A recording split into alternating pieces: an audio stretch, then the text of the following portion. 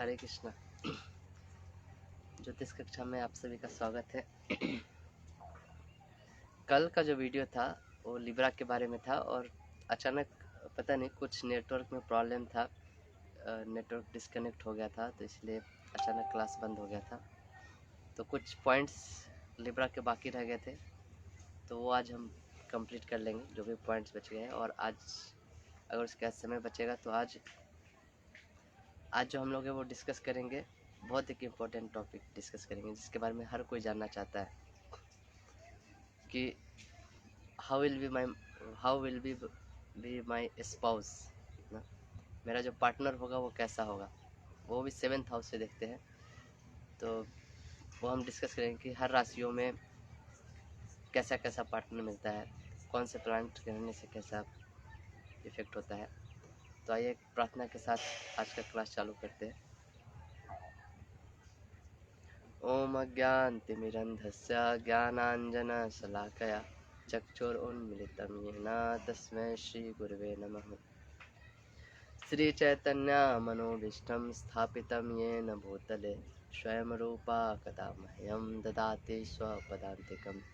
वन्देऽहं श्रीगुरो श्रीयुतापदकमलं श्रीगुरून् वैष्णवांश्च श्रीरूपं साग्रजातां सहगना रघुनाथान्वितं तं सजीवं साद्वैतं सावधूतं परिजनासहितं कृष्णचैतन्यदेवं श्रीराधाकृष्णपादान् सहगना ललिता श्रीविशाखान्वितं च नमो विष्णुपादाय कृष्णप्रेष्ठाय भूतले श्रीमते भक्तिवेदांत स्वामी निति नामिने नमस्ते सारस्वती देवे गौरवाणी प्रचारिणे निर्विशेष शून्यवादी पाश्चात्य देशतारिणे नमो महावदन्याय कृष्ण प्रेम प्रदायते कृष्णाय कृष्ण चैतन्य नामिने गौरतुसे नमः। हे कृष्णा करुणा सिंधु दीनबंधु जगतपते गोपेश गोपिका कांत राधा कांत नमोस्तुते। तप्त कांचन गौरांगी श्री राधे वृंदावनेश्वरी वृषभानुसुते देवी प्रणमामि हरिप्रिये। वाञ्छाकल्पतरुभ्यश्च कृपा सिन्धुभ्यैव च पतितानां पावनेभ्यो वैष्णवेभ्यो नमो नमः। जय श्री कृष्णा चैतन्य प्रभु नित्यानंद श्री अद्वैत गदाधर श्रीवासादि गौर भक्तवृंद। हरे कृष्णा कृष्णा कृष्णा हरे हरे, हरे राम राम राम हरे हरे। नारायणं नमस्कृत्य नरं चैव नरोत्तमं देवीं सरस्वतीं व्यासं ततो जयमुदीरयेत्।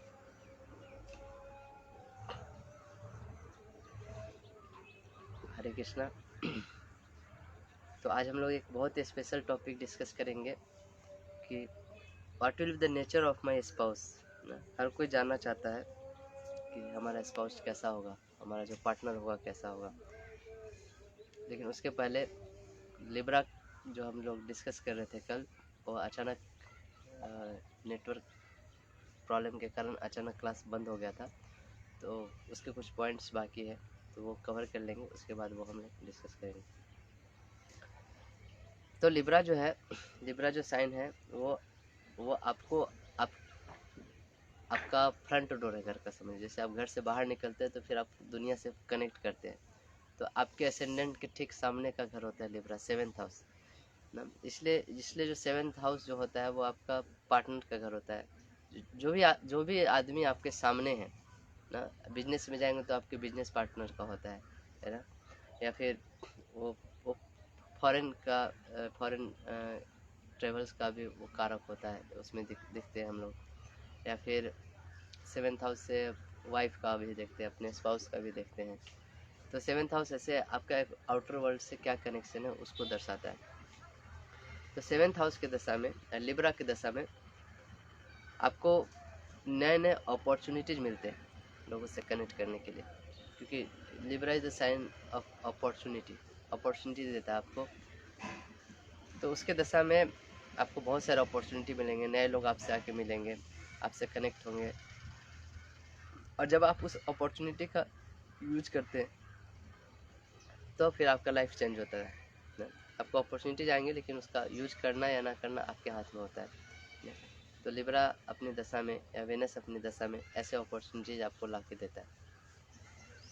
Also Libra is the sign of creativity also, क्योंकि ये वेनस का साइन है, और 7th हाउस का नेचर ऐसा है। 7th हाउस जो होता है शाम का समय दर्शाता है, आप देखोगे तो 7th हाउस जो सन जो होता है 7th हाउस में शाम के समय में हम लोग का एकदम मूड अलग रहता है, रिलैक्स होता है, हमारा सब काम हो गया रहता है, जस्ट इंजॉयमेंट मूड रहता है। अपने दोस्तों के साथ बैठ के बात गप्पे मारना, फैमिली के साथ बैठ के ना जो टाइम होता है अम्यूजमेंट का टाइम होता है। तो इसी तरह से 7th हाउस जो होता है वो बहुत क्रिएटिव साइन माना जाता है, इसमें क्रिएटिव हाउस माना जाता है। तो जो लिब्रा होता है वो क्रिएटिव एनर्जी बहुत क्रिएटिव, जैसे जो टॉरस साइन था वो बहुत ही रिजिड साइन था ना। टॉरस एक अर्थली साइन था, वहाँ पे चीज़ें फिक्स होती है, रिजिड होती है, वो चेंज नहीं करते। जैसे परशुराम अवतार, तो परशुराम अवतार was very rigid in his principles ना। आप देखोगे कि उनको बोला गया कि अपने माँ का गले काट दो, अपने भाई का गले काट दो, उन्होंने बिना पिता का आज्ञा है और उन्होंने काट दिया। लेकिन Libra is also the sign of the Venus. At the same time Parashuram uses his creativity. Parashuram ने अपना क्रिएटिविटी यूज किया और अगले ही क्षण अपने पिता से क्या वरदान मांगा कि हमने जिनको जिनको मारा है सबको वापस जिंदा कर दीजिए। तो ये है साइन लिब्रा का। लिब्रा हमेशा विन विन सिचुएशन क्रिएट करता है ना, अपने पिता को भी खुश कर दिया और साथ ही साथ अपने माता भाइयों को भी खुश रखा। तो ऐसे जब टॉरस एक्टिवेट होता है तब लिब्रा भी एक्टिवेट हो जाता है, क्योंकि वेनस का दोनों साइन है। जब लिब्रा एक्टिवेट होता है तो लिब्रा में जो प्लैनेट होते हैं वो भी एक्टिवेट हो जाते हैं। आप ये देखोगे, क्योंकि लिब्रा राशि में जो प्लैनेट है, क्योंकि वो हाउस एक्टिवेट हो गया, वो एनर्जी एक्टिवेट हो गया, तो उसमें प्लैनेट भी एक्टिवेट हो जाते हैं। क्योंकि लिब्रा के किसी के लिब्रा में मून है, तो आप देखोगे मून अगर लिब्रा एक्टिवेट हुआ है तो मून रिलेटेड कुछ इंसिडेंट्स भी लाइफ में एक्टिवेट होंगे, हम देखोगे। जिसको लिब्रा अच्छा करना है उसको बोलते हैं कि उसको बहुत अच्छा नीट एंड क्लीन रहना चाहिए, एकदम अपने पर्सनल ग्रूमिंग पे बहुत ध्यान देना चाहिए ना। परफ्यूम लगाना चाहिए, कपड़े एकदम पूरा साफ़ सुथरे कपड़े ड्रेस करके आयरन करके पहन के ऐसे निकलना चाहिए, क्योंकि लिब्रा इससे अच्छा होता है ना। लिब्रा राशि ऐसे आप बाहर के लोगों से कनेक्ट करते हो तो आपका प्रेजेंटेशन अच्छा होना चाहिए, पर्सनल ग्रूमिंग पे आपको ध्यान देना चाहिए, तो आपका लिब्रा बहुत अच्छा होता है। तो डेली परफ्यूम जो यूज करते हैं वो भी ओरिजिनल परफ्यूम यूज किए, जो साबुन होता है, जो कपड़े होते हैं, वो जितने क्वालिटी वाले चीज़ जो होते हैं वो यूज करें।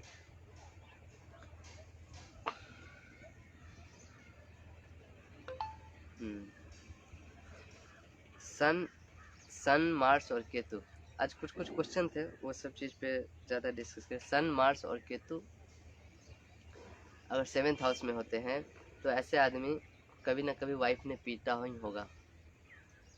मार्स, केतु एंड सन, ये तीनों जो बोलते हैं, एक टेक्स्ट बोलता है कि अगर सन 7th हाउस में है, लिब्रा साइन में है, तो ऐसे लोग की बेइज्जती हुई होती है, ऐसे लोगों की पत्नी ही बेइज्जती करती है।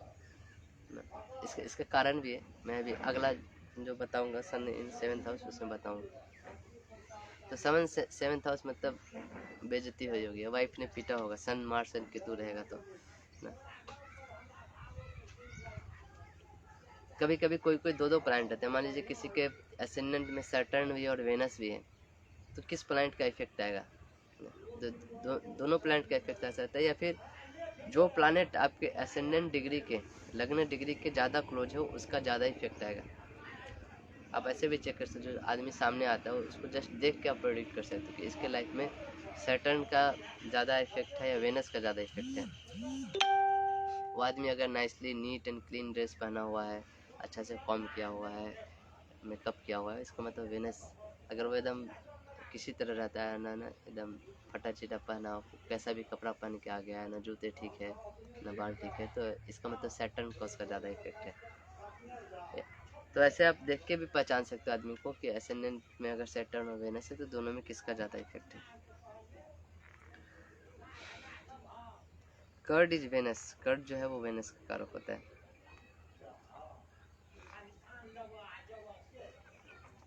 ओके,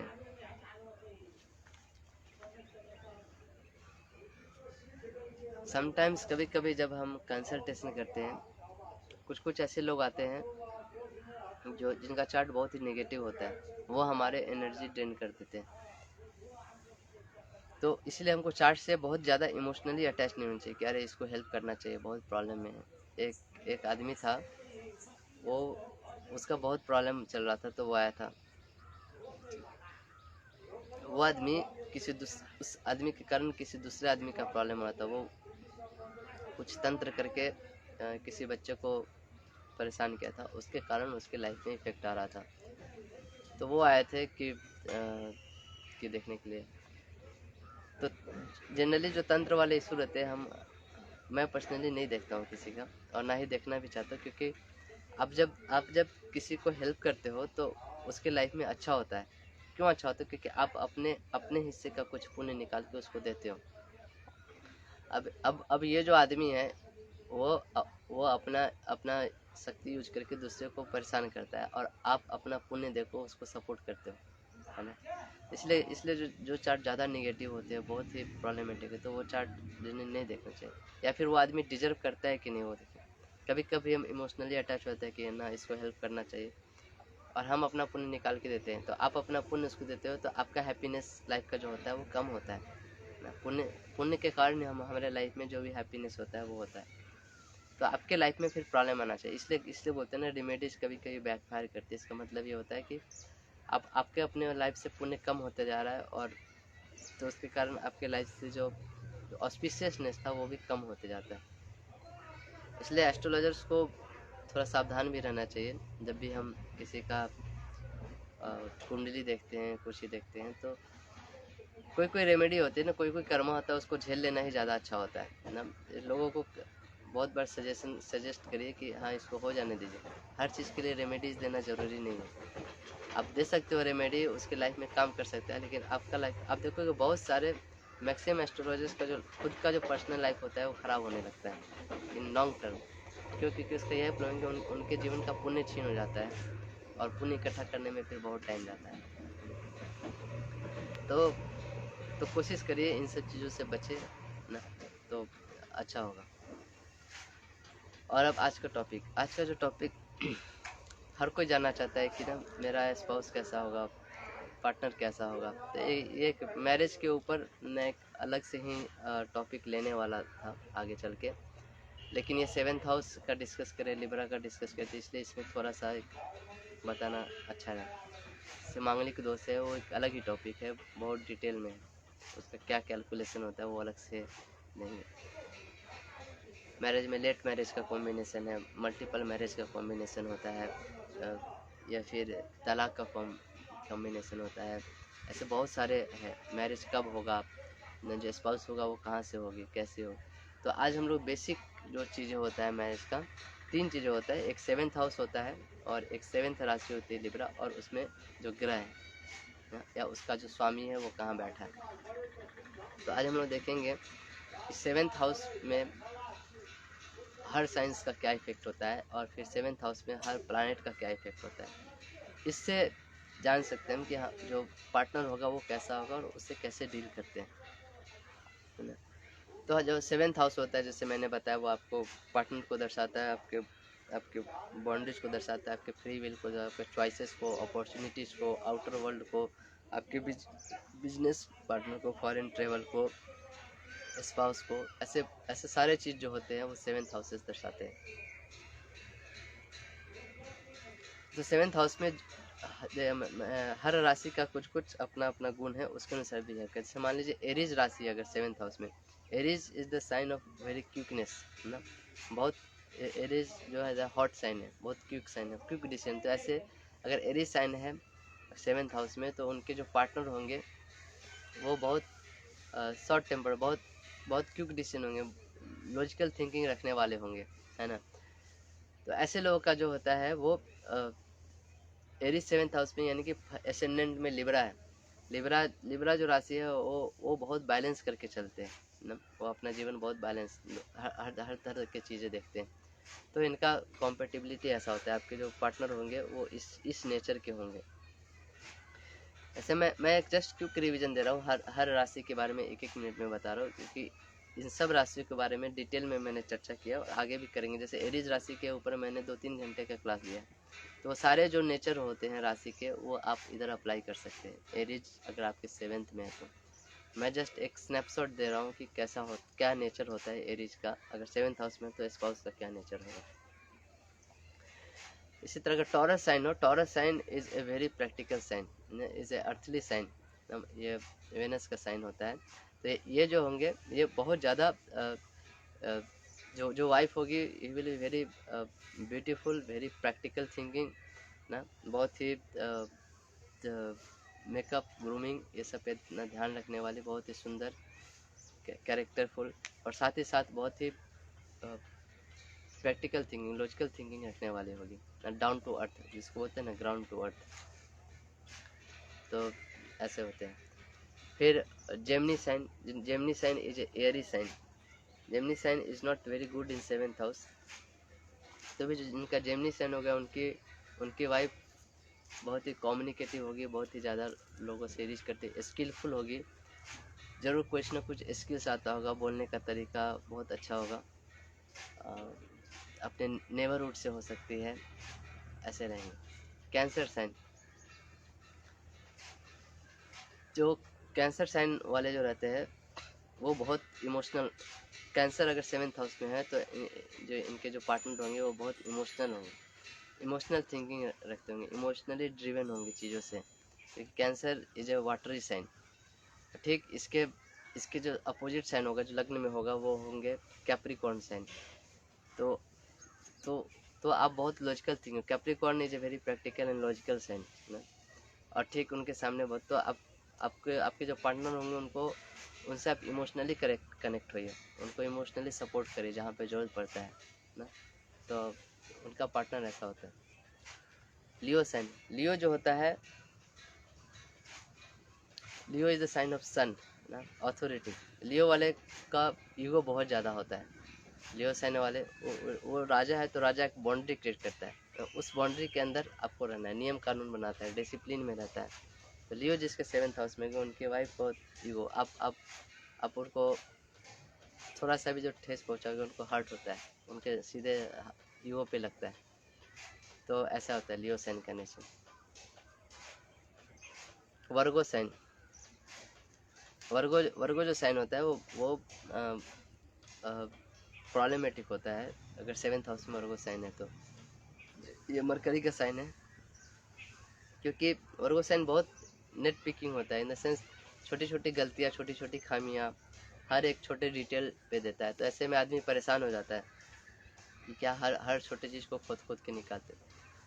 तो अगर वर्गो एप्लीकेटेड हो तो, अगर इसका अच्छा पार्ट ये भी है कि वर्गो साइन वाले बहुत इज ए सर्वेंट साइन, उनको कुछ काम तो बहुत अच्छा से करते हैं ना, बहुत वर्कोहोलिक बोल सकते हैं, बहुत अच्छा मन लगा के दिल लगा के उनको कुछ काम चाहिए, वो बहुत सरेंडर्ड होते हैं, बहुत सेवा भाव से करते हैं। लिब्रा वाले रहते हैं वो बहुत ही कन्फ्यूजन में रहते हैं, क्योंकि Libra is the sign of balance ना, उनको बहुत सारे ऑप्शंस रहते हैं, चॉइसेस रहते हैं। ऐसे पीपल ज़्यादा डिसाइड नहीं कर पाते क्या करना है, ये करना है कि ये करना है, वो सारे प्रोज एंड कॉन्स जानते हैं लेकिन खुद डिसीजन नहीं ले पाते हैं। ठीक उनके जो अपोजिट साइन होती है वो होती है एरीज साइन, लिब्रा के अपोजिट वन, वो बहुत लॉजिकल थिंकिंग रखते हैं। एरीज बहुत क्यूकनेस होता है, बहुत हाई एनर्जी होता है ना, तो जिसके कारण थोड़ा सा मिसमैच होता है, लेकिन दोनों एक दूसरे को बैलेंस करते हैं, एक दूसरे के पूरक होते हैं। उसी तरह स्कॉर्पियो साइन भी वाटरी साइन है। अगर स्कॉर्पियो आपके साथ में घर में है तो ऐसे पर्सन भी बहुत इमोशनली सपोर्ट चाहिए होता है, इनके लाइफ में बहुत ट्रांसफॉर्मेशन होते हैं ना। स्कॉर्पियो इज द साइन, ऐसे ये लोग होते हैं जो लाइफ में बहुत अप एंड डाउन्स, जो बहुत ऊपर गए हैं और बहुत नीचे, बोलते हैं ना राजा से रंक भी हुए, रंक से राजा भी हुए। तो Scorpio sign is such a sign, इनके लाइफ में बहुत चेंज। तो ऐसे लोगों को समझने की कोशिश करिए कि ना ये आदमी यहाँ तक पहुँचा है तो इसके पहले इसने कितने सारे चीज़ें देखे हैं, कितने सारे चीज़ें एक्सपीरियंस किए हैं, क्या क्या इनके लाइफ में हुआ है। तो स्कॉर्पियो साइन वैसा है। सेगिटेरियस साइन, धनु राशि अगर आपके 7th हाउस में है तो ये लोग जो सेगिटेरियस साइन है वो धर्म का साइन, जुपिटर का साइन है। ये लोग बहुत ही धर्म के प्रति बहुत ही क्या बोलते हैं, रिजिड होते हैं, या धर्म के प्रति बहुत ही लगाव रखते हैं, बहुत ही धार्मिक होते हैं, ऑर्थोडॉक्स जो टाइप का बोलते हैं ना, ऐसे चीज़ें होते हैं, वो चेंज नहीं होते हैं। उसी तरह कैप्रिकॉर्न साइन अगर रहेगा तो कैप्रिकॉर्न साइन वो वर्क का साइन होता है, बहुत प्रैक्टिकल साइन होता है। कैप्रिकॉर्न वाले बहुत ही अपना प्रैक्टिकल सोचते हैं, है ना। ये एक एरी साइन होता है ना, बहुत ही क्रिएटिव साइन भी होता है। तो साथ साथ इनके जो सामने के जो अपोजिट हाउस होते हैं वो कैंसर साइन, तो वो बहुत इमोशनल होते हैं, तो वो इमोशनल होते हैं। और कैप्रिकॉर्न वाले बहुत प्रैक्टिकल होते हैं, इसलिए थोड़ा मिसमैच होता है, लेकिन उनका एक दूसरे को बैलेंस भी करना चाहिए ना। एक्वेरियस साइन वाले बहुत ही एक्वेरियस साइन बहुत ही अच्छा है, बहुत ही प्रॉफिटेबल साइन होता है। आपको नेटवर्क ऐसे लोग बहुत ज़्यादा सोसाइटी में मिलते हैं, एक दूसरे से घुल मिल के रहना चाहते हैं, प्रॉफिट के बारे में सोचते हैं, तो ऐसा साइन होता है। उसी तरह पीसेस साइन होगा अगर सातवें घर में, तो पीसेस साइन का जो स्पाउस होंगे वो थोड़ा सांवले कलर, पीसेस साइन का जो कलर है वो ब्लैक है, डार्क कलर है। हम ऐसे लोग बहुत पुण्य का काम करते हैं, दान का काम करते हैं, बहुत ही रिलीजियस बिलीफ जो होता है बहुत ही स्ट्रांग होता है, क्योंकि पीसेस साइन जुपिटर का साइन है ना। ऐसे लोगों का जो बोलते हैं उनका भाग्योदय होता है किसी के लॉस होने पे, क्योंकि 12th sign is a sign of loss ना। मैरिज होता है किसी के at the cost of loss of somebody, ऐसे। तो ऐसे ये 12 साइन है। आप 12 साइन के बारे में मैं जस्ट एक दो लाइन बोला। 12 साइन का बहुत सारा क्वालिटीज होता है, डिटेल में मैंने बहुत सारे क्लासेस में कुछ साइंस के डिस्कस किए हैं, और भी कुछ साइंस बाकी हो, आगे डिस्कस भी करेंगे। तो आप वो सारे क्वालिटी लगा सकते हैं। जैसे साइन का क्वालिटीज होता है, क्या कलर होता है, वो कैसे अप्लाई कर सकते हैं। साइन शिष्टोदय होता है, पृष्ठोदय होता है ना, कौन से डायरेक्शन में वो साइन उगता है ना, वो साइन का कौन सा क्वालिटीज होता है। जैसे सेजिटेरियस साइन होता है वो सात्विक साइन है बहुत। तो ऐसे लोग जो अगर सेजिटेरियस साइन है आपके सातवें घर में, तो ये लोग बहुत लॉन्ग टर्म का गोल बनाते हैं ना। जो तामसिक साइन होते हैं वो बहुत शॉर्ट टर्म, वो आज का सोचते हैं बस। राशिक साइन होते हैं वो थोड़ा लॉन्ग टर्म का सोचते हैं, लेकिन जो सात्विक साइन होते हैं वो जीवन भर का प्लान, वो बहुत आगे का सोचते हैं कि ये चीज़ करने से क्या क्या चीज़ें होगा ना। तो ऐसे ऐसे ऐसे बहुत सारे क्वालिटीज होते हैं हर साइन के। आप हर साइन का वो क्वालिटी अप्लाई कर सकते हो, और आप देखोगे आपके जो स्पाउस होंगे उनमें वो क्वालिटीज रिफ्लेक्ट होगा। तो ये होगा अलग अलग साइन अगर सातवें घर में होंगे तो क्या होगा। अब जो आता है नेक्स्ट, वो होता है कि अलग अलग प्लैनेट्स, डिफरेंट प्लैनेट्स का क्या रहने से क्या क्या चीज़ें होती हैं। मैंने कुछ नोट्स बनाए अलग अलग प्लैनेट्स के, हो सके तो मैं जो आदिदेव एस्ट्रो ग्रुप है उसमें मैं इसका पिक्चर लेके भी डाल दूंगा, क्योंकि अच्छा रहेगा। अगर आप लोग खुद से नोट्स बनाए तो भी अच्छा है। तो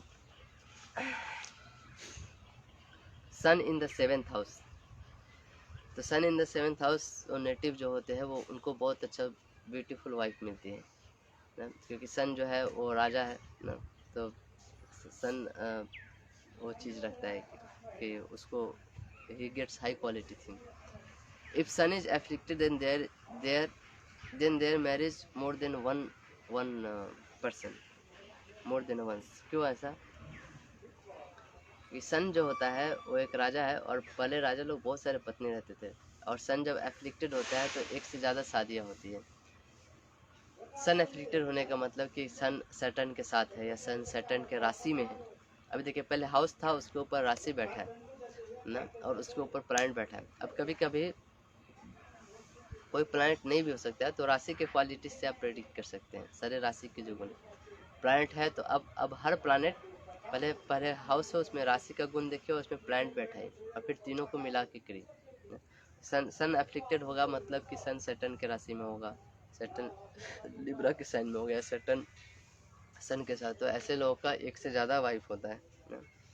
progeny suffers due to heat of the sun, इनके जो संतान होते हैं इनको संतान में प्रॉब्लम होता है अगर सन 7th हाउस में। क्यों? क्योंकि जो 7th हाउस होता है वो आपका सेक्सुअल ऑर्गन को भी इंडिकेट करता है, इंडिनोट करता है।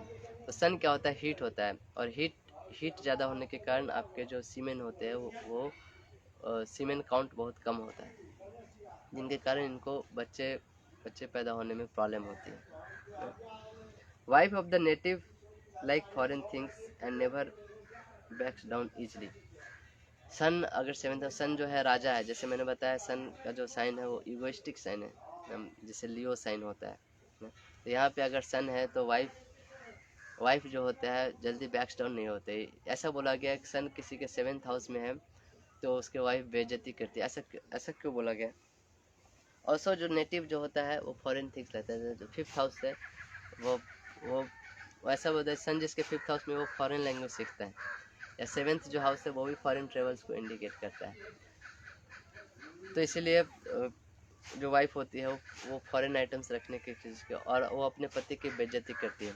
इसका एक कारण ये है क्यों उसका बेइज्जती होता है पति का, अगर 7th हाउस में सन है, क्योंकि वो उसके जो सीमेन काउंट होते हैं वो कम होते हैं, वो बच्चा पैदा नहीं कर पाता है, तो उसके कारण वाइफ और हस्बैंड में जमता नहीं है, तो इसलिए वाइफ उसको बार बार बेइज्जती करती रहती है, ये कारण। Moon in the 7th house, the person never get satisfied by one women. अगर मून 7th हाउस में है, क्योंकि मून जो है वो बहुत चंचल है, मून माइंड का कारक होता है, मैंने बताया था। मून जो है कभी एक जगह पे स्थिर नहीं रहता है, तो ऐसे आदमी कभी भी एक वुमेन से संतुष्ट नहीं होता, वो एक लड़की को छोड़ के दूसरे लड़की के ऊपर जाते रहता है, तो इसलिए person doesn't get satisfied with one women. और मून जो है बहुत ब्यूटीफुल है, बहुत ही इमोशनल है, वाटर को, तो इनकी जो वाइफ होती है वो बहुत ही ब्यूटीफुल होती है। Waxing moon shows native will be troubled by enemies.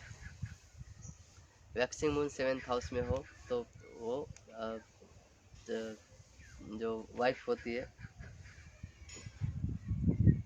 Wife बहुत ब्यूटीफुल होती है। और वैक्सिंग मून मतलब जो वैक्सिंग मून को क्या बोलते हैं हिंदी में, वैक्सिंग मून, ओके जो भी है,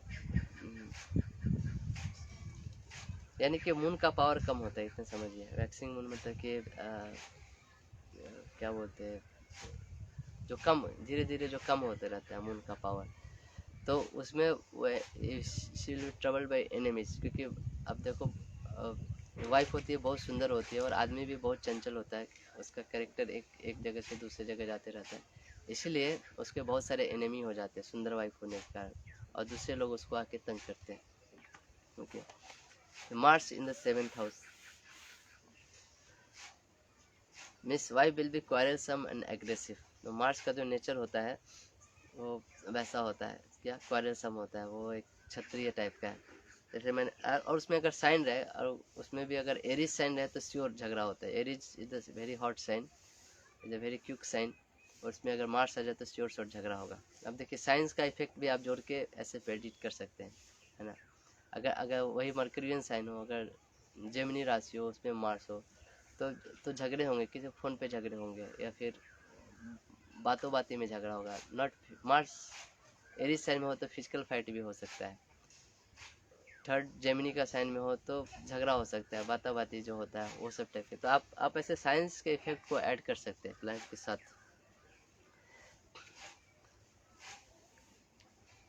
इफ एरिज एसेंडेंट और वर्गो एसेंडेंट वाले होंगे, अगर और मार्स अगर 7th हाउस में है, तो उनके एक से ज़्यादा शादियाँ हो सकती है, 2 शादियाँ हो सकती है। अब ऐसा क्यों कहा गया, क्योंकि इस अगर एरीज असेंडेंट वाले और वर्गो असेंडेंट वाले का जो मार्स होता है वो 8वें घर का स्वामी होता है। एरीज असेंडेंट वाले के 8वें घर में 8वीं राशि होती है स्कॉर्पियो, जिसका मार्स स्वामी है, तो 8वें घर का स्वामी 7वें घर में बैठा है। इसी तरह वर्गो असेंडेंट वाले के एरीज होता है 8वें घर में, जिसका स्वामी मार्स होता है, इसलिए 8वें घर का स्वामी फिर से 7वें घर में बैठा है। तो 8वां घर जो होता है वो ट्रांसफॉर्मेशन का घर होता है। 8वां घर जो होता है तो जो आपके बहुत जो डीप रूटेड प्रॉब्लम्स है उसके घर होते हैं, वो आपका इन लॉज का हाउस होता है। तो 8वें घर का स्वामी अगर 7वें में बैठता है तो उसकी 2 शादियाँ होने का चांस है। Wife will B of short stature, तो जो पत्नी होती है वो कम हाथ की, जो मार्स का जो है वो पतला दुबला है और कम हाइट का है, इसलिए जो वाइफ होगा उसमें भी वो क्वालिटी रिफ्लेक्ट होगा। Married life is full of tension. जो मार्स होता है, आप देखें मार्स के कारण मांगलिक दोष आता है, क्योंकि मार्स बहुत ही तरक भरक वाला प्लैनेट है, उसको झगड़ा करना पसंद है, जैसे आर्मी कमांडर है एक तरह से। तो एक क्रूर ग्रह है, तो जहाँ पे भी रहता है वहाँ पे प्रॉब्लम देता है। अगर 7वें घर में मार्स हो तो मैरिड लाइफ में प्रॉब्लम देता है, जिसके कारण झगड़े होते हैं, टेंशन रहता है, तनाव रहता है। तो इसके बहुत सारे सॉल्यूशंस भी होते हैं, है ना, मांगलिक दोष हटाने के, या मांगलिक दोष कॉम्पेटेबिलिटी होता है, मांगलिक दोष हम लोग मिलाते हैं, तो वो टॉपिक एक अलग ही है। जब हम मंगल दोष का चर्चा करेंगे उस समय वो डिस्कस करेंगे। Okay, Mercury in 7th house. Mercury है तो जो early marriage and wife belongs to a rich family. तो मरकरी जो है वो बहुत यंग है, इसलिए अर्ली मैरिज देता है। और वाइफ, मरकरी एक ट्रेडर भी है, इसलिए wife belongs to a rich family. तो मरकरी का जो अपना गुण है वो रिफ्लेक्ट होता है वाइफ में। Wife will B educated, beautiful and skilled in fine arts. Mercury है बहुत स्किल्ड प्लैनेट्स है, क्रिएटिव प्लैनेट्स है आपके, तो वो सब चीज़ें गवर्न करती है। मरकरी एजुकेशन का भी कारक माना जाता है ना, बच्चे का भी कारक माना जाता है। तो और वो सुंदर भी है, छोटा बच्चा सुंदर होता है, तो इसलिए वाइफ एडुकेटेड होगी, स्किलफुल होगी, ब्यूटीफुल होगी। Mercury alone and not aspected by any other planet damages the sex life of the native. Alone Mercury, Mercury अकेला कभी भी अच्छा नहीं माना जाता, क्योंकि मरकरी बच्चा है और उसमें बचपना रहता है, और बचपना होने के कारण वो बहुत गलत चीज़ भी कर बैठता है। उसको ज्ञान नहीं होता क्या करना चाहिए क्या नहीं करना चाहिए। तो मरकरी एलोन अगर अकेले बैठा हुआ है, उस पर किसी प्लैनेट का एस्पेक्ट भी नहीं है, कोई प्लैनेट उस पर दृष्टि नहीं डाले हुए, तो वो नेटिव के सेक्स लाइफ में प्रॉब्लम देगा। क्योंकि मरकरी आप देखो एक यूनक भी है, वो ना मेल है ना फीमेल है ना, इसलिए मरकरी रिलेटेड होने से सेक्स का प्रॉब्लम होता है। मरकरी क्योंकि वहाँ से वो डायरेक्ट आपको एसेंडेंट में भी एस्पेक्ट डालता है, 7th हाउस में, 7th हाउस से 1st हाउस में भी एस्पेक्ट होता है। लेकिन वो तभी है जब मरकरी एलोन है, अगर उस पर किसी का एस्पेक्ट है तब वो चीज़ नहीं भी हो सकता है। Now Jupiter in 7th house, beautiful wife, diplomatic and bring lucks to the native. ना जुपिटर एक सौम्य ग्रह है, एक बेनिफिक प्लैनेट है, तो अच्छा करता है, लेकिन डिप्लोमेटिक भी, क्योंकि वो मिनिस्टर भी है, वो देवताओं का गुरु भी है, तो उसको डिप्लोमेसी भी आता है। वो बहुत डिप्लोमेटिकली सोचता है ना, चीज़ों को हर एंगल से सोचता है। और brings lucks to the native, lucks मतलब भाग्य, भाग्य का कारक होता है जुपिटर ना। ऐसे बोलते हैं लोग इसके शादी के बाद इसका भाग्य जग गया, तो क्यों शादी के बाद जगह, क्योंकि जुपिटर हो सकता है उसके 7th हाउस में जुपिटर एस्पेक्ट कर रहा हो। A 5th house combo is also good, then gets many children. Okay, 5th house जो है वो प्रोजेनी का कारक होता है, चिल्ड्रन का कारक, और जुपिटर है नेचुरल कारक होता है बच्चों का, आपके संतान का। तो जुपिटर अगर 7th हाउस पे और 5th हाउस कॉम्बिनेशन भी अच्छा है, अच्छे ग्रह का कॉम्बिनेशन, तो आपको बहुत सारे चिल्ड्रन मिलेंगे। ये एक बहुत बड़ा राजयोग माना जाता था पहले के ज़माने में, बहुत ज़्यादा बच्चे होना। आज का लोग शॉर्ट फैमिली रखते हैं, 1-2 बच्चा से सीमित रहते हैं, लेकिन पहले ये चीज़ बहुत अच्छा माना जाता था। Native has good education and health until and unless Jupiter becomes malefic, then will give problems of cough and fat in the body। तो ऑटोमेटिकली जुपिटर जो होता है वो आपके ज्ञान का, विजडम का कारक होता है, इसके कारण अच्छा एजुकेशन मिलता है। और 7th हाउस से वो आपके लग्न को एस्पेक्ट करता है। तो अगर जुपिटर इज एफ्लिक्टेड, अगर वो कैप्रिकॉर्न साइन में है तो एफ्लिक्टेड है, या उस पर सैटर्न की दृष्टि है, राहु केतु की दृष्टि है, तो वो लग्न को इफेक्ट करता है। तो जुपिटर जो होता है वो फैट का कारक होता है, शरीर में कब बढ़ाता है, पानी को ड्रेन नहीं होने देता है, बहुत हेवी प्लैनेट होता है। जनरली आप देखो कैंसर एसेंडेंट वाले का अगर जुपिटर 7th हाउस में है, तो ऐसे लोग मोटे हो जाते हैं, वो उनमें फैट एक्यूमुलेट हो जाता है, पानी ड्रेन नहीं होता है, कफ का प्रॉब्लम होता है ऐसे लोगों को। या वेनस इन 7th हाउस, वेनस जो होता है वो रिलेशनशिप का कारक होता है, मैरिज का कारक होता है। It denotes early marriage and beautiful and charming wife. Venus भी रिलेशनशिप का कारक होता है, ब्यूटी का कारक होता है, तो बहुत ही ब्यूटीफुल वाइफ मिलती है, चार्मिंग वाइफ मिलती है। अर्ली मैरिज हो सकता है, वेनस के दशा में मैरिज हो सकता है। If Venus is strong, wife will bring prosperity to the native. जो वेनस जो होता है लक्ष्मी का कारक होता है। अगर वेनस बहुत अच्छा है तो क्योंकि पहले इसलिए क्यों वाइफ को लक्ष्मी माना जाता है, बोलते थे ना किसी का शादी हो गया तो बोलते कि साक्षात लक्ष्मी आपके घर में आई है। क्यों? क्योंकि वो वेनस रिप्रेजेंट करता है, और वेनस लग्जरी का प्लैनेट है ना, तो वो प्रॉस्पेरिटी लाता है, प्रॉपर्टी लाता है ना। Native gets beautiful eyes, native gets beautiful eyes. जो वेनस जो होता है आई का भी कारक होता है और ब्यूटी का भी कारक होता है। अगर वहाँ से वो डायरेक्ट आपके असेंडेंट में देखता है, इसलिए आपका आँख बहुत सुंदर हो सकता है। Saturn in 7th house, native will B dominated by his wife. Saturn actually 7th house का कारक है, नेचुरल कारक, लेकिन सैटर्न कभी भी 7th हाउस में अच्छा नहीं माना जाता है, क्योंकि सैटर्न वहाँ रहने से जो आदमी का जो मैरिज लाइफ होता है बहुत प्रॉब्लमेटिक होता है ना। उसकी वाइफ उस पर हावी रहेगी। सैटर्न अगर मून के साथ है तो बहुत मेंटल टेंशन देता है। वाइफ विल बी अगली एंड ऑफ मीन नेचर। तो सैटर्न जो है वो काले रंग को रिप्रेजेंट करता है, कुरूपता को रिप्रेजेंट करता है। जैसे वेनस ब्यूटी को रिप्रेजेंट करता है, सैटर्न जस्ट उसका ऑपोजिट है। तो वाइफ उतनी सुंदर नहीं होगी, उतनी नेचर भी उसका उतना अच्छा नहीं होगा। मीन नेचर बोलते हैं ना कि हर एक उदार नेचर होता है, उदार क्वालिटी होता है, एक मीन क्वालिटी होता है, जस्ट उसका उल्टा।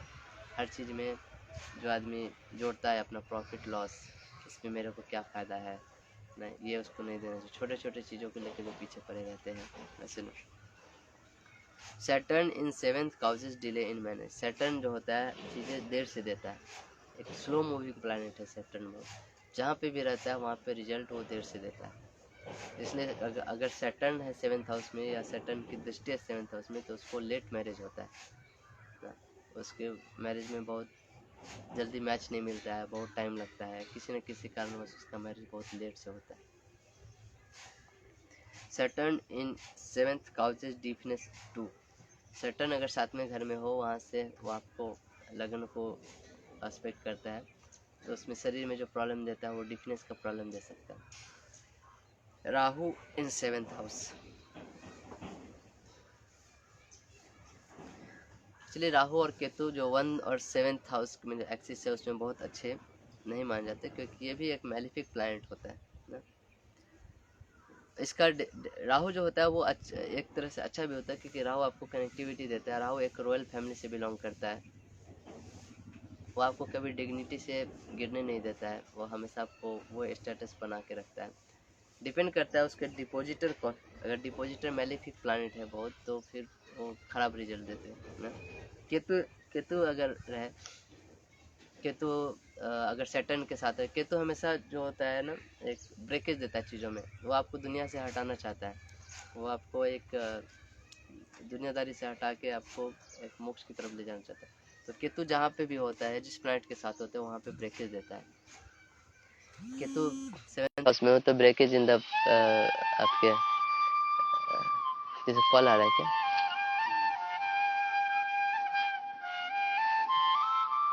काट दीजिए। हाँ।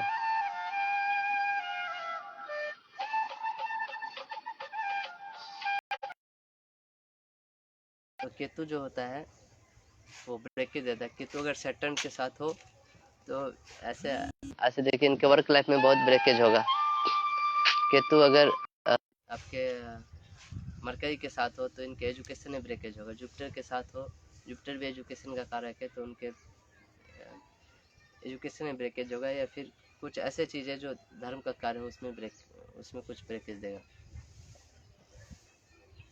वेनस के साथ हो तो उनके मैरिज लाइफ में प्रॉब्लम होगा, मैरिज लाइफ अच्छा। तो केतु जहाँ भी रहता है वो इस टाइप के प्रॉब्लम देता है।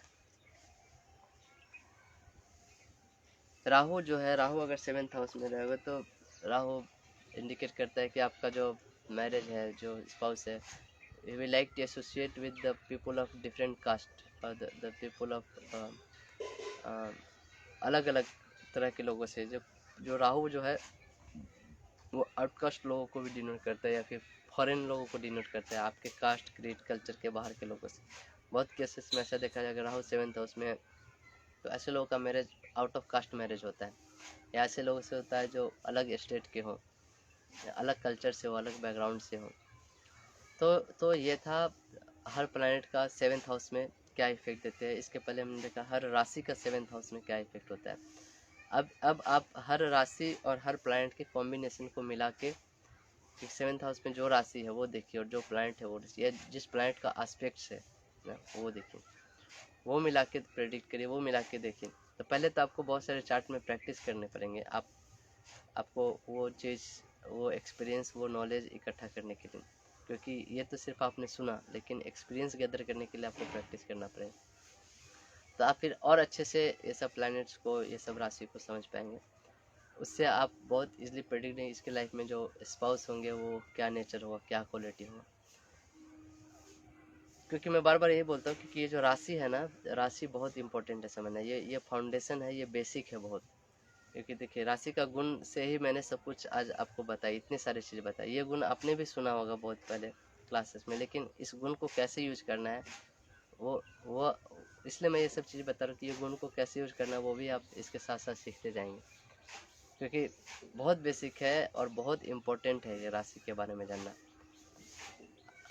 बहुत लोग ये चीज़ छोड़ के बहुत ऊपर चले जाते हैं, सीधे ऊपर सीधे जा सकते हैं, लेकिन प्रॉब्लम है कि आपका बेसिक नहीं होगा तो ऊपर जाके भी आपको कुछ फायदा नहीं होगा।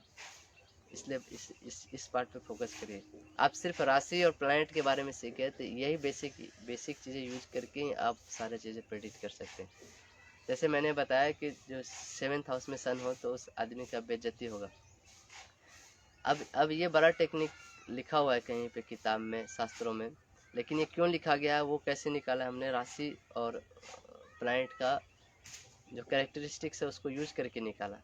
अगर किसी को नहीं आता ये कैरेक्टरिस्टिक यूज करना, तो वो ये टेक्निक सीख के वो रटन तो विद्या हो जाएगा ना। रट रहे हैं लेकिन वो समझ नहीं रहे, लेकिन अगर आप समझ रहे हैं तो ऐसे ऐसे 1000 टेक्निक आप खुद निकाल सकते हैं, है ना। तो इस पे फोकस करिए, जो भी राशि के उसके नोट्स अच्छा से रखिए और प्रेडिक्ट करना सीखिए, प्रैक्टिस करना सीखिए, तो आपको बहुत हेल्पफुल मिलेगा। तो आज का क्लास इतना ही, हमने लिब्रा को मोस्टली कंप्लीट कर लिया है। और अगला जो क्लास होगा वो स्कॉर्पियो पे चालू होगा, वृश्चिक राशि, मार्स का जो राशि है। तब तक के लिए बहुत बहुत धन्यवाद। हरे कृष्णा।